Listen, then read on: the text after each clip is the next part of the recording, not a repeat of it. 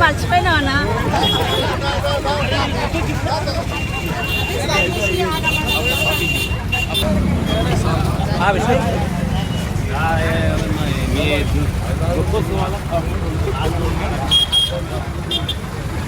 MLC election సందర్భంగా స్థానిక సంస్థల ఎలక్షన్ సందర్భంగా కాంగ్రెస్ పార్టీకి సంబంధించిన మా కౌన్సిలర్లు గౌరవ జెడ్పీటీసీలు గౌరవ ఎంపీపీలు మేమందరము ఓటు వేయడానికి ఆర్డీఓ ఆఫీస్కి వెళ్తున్నాం.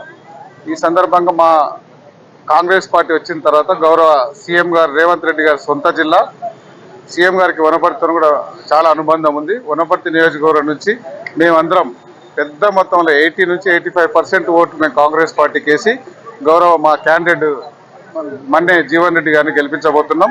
ఈ ఎలక్షన్లో ఇంతకుముందు కూడా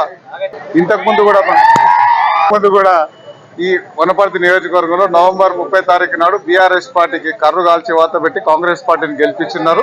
ఈ ఎమ్మెల్సీ ఎన్నికల్లో కూడా కాంగ్రెస్ పార్టీ పెద్ద మెజార్టీతో గెలవబోతుంది. మా క్యాండిడేట్ గారికి మహబూబ్నగర్ జిల్లాలో మంచి పేరుంది. అవతల బీఆర్ఎస్ క్యాండిడేట్ మీద ఆయన చూపించిన అఫిడవిట్లోనే 26 క్రిమినల్ కేసులు ఉన్నాయి.